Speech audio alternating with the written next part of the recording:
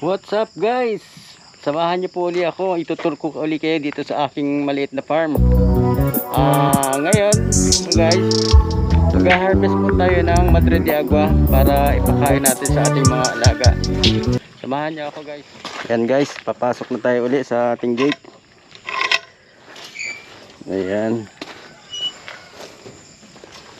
Laging sanitize. Then alcohol.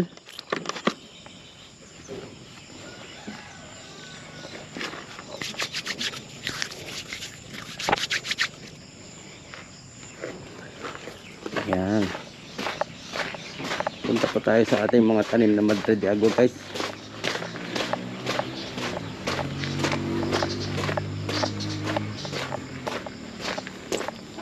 Ayan guys, may mga tanim tayong saging. Ayan, nilagyan po natin ng screen para hindi kutkutin ng manok. Itong iba nakutkut na nga oh. Ayan guys, may mga tanim din tayong sitaw sa gilid ng bakod.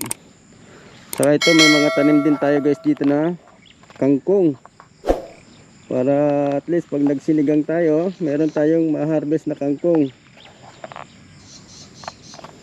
Ayan yung mga sitaw guys.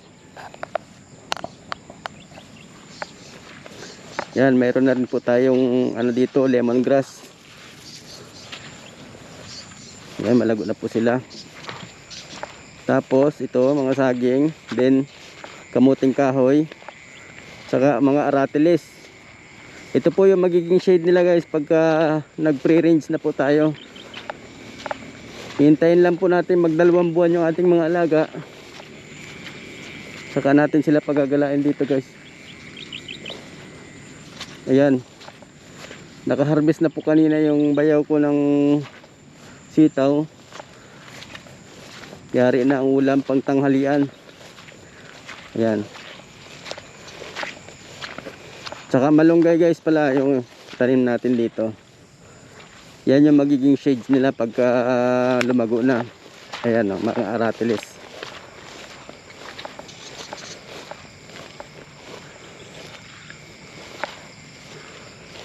Yan, ito po yung kabuuan ng aking farm. Ayan. Tapos, yan po may mga tanim. Katuray, may tanim din tayong katuray. Siya yung mabilis din mabuhay. Ayan, mapapansin nyo po, ang laki na ng aratilis. Mga ilang buwan na lang siguro. Tataas na siya. Yan, meron po tayo dito guys na solar panel. Sa gabi, yan po ang ilaw natin dito. Bale, dalawang 100 watts po yan. So, kulang pa. Magdadagdag pa siguro tayo. Yan guys, so tingnan nyo. Nakalagay lang siya sa puno. Ayan, may tanim din po tayo dito na luyang dilaw or turmeric. Ito yung ating farm guys. Ayan.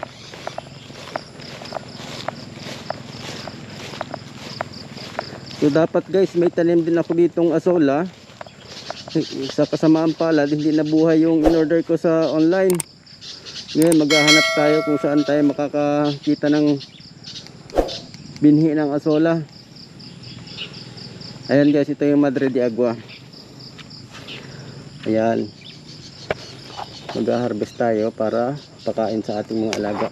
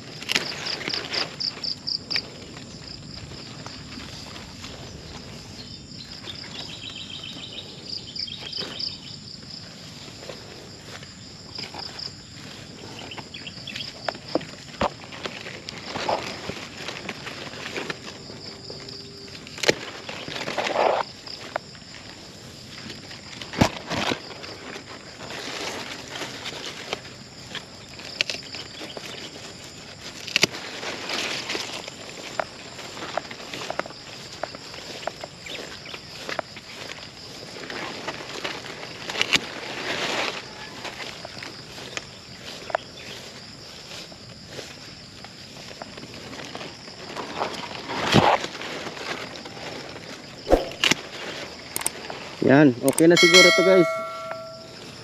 Libangan lang naman nila ito eh. Hindi naman ito natin ipapalit para sa page.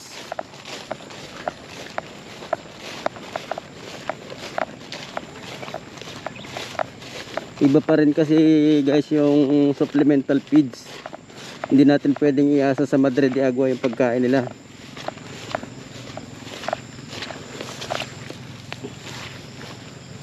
Ayan, tumumba ang ating pinto. Ayan guys, meron na rin po tayo tanim na paikot Madre de Agua. Ayan, tubo na sila.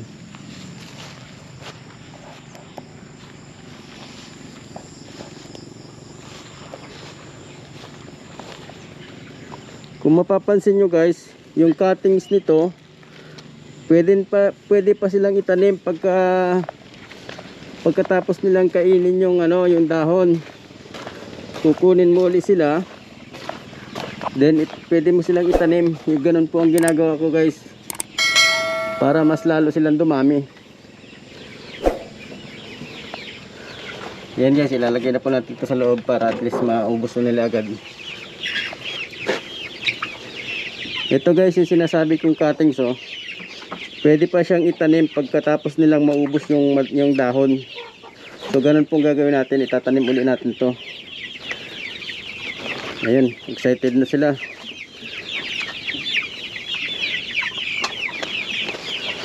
Wait lang mga guys.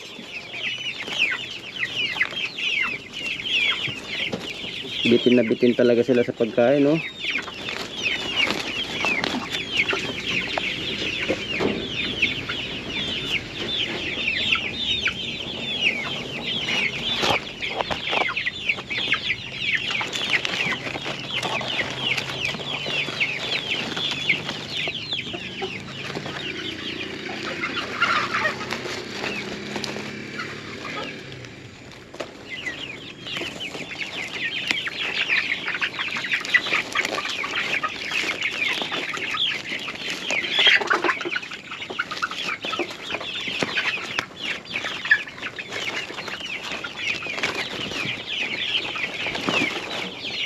Okay.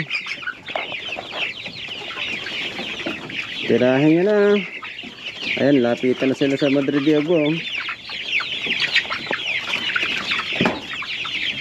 Ayan. Nag-aagawan talaga nila,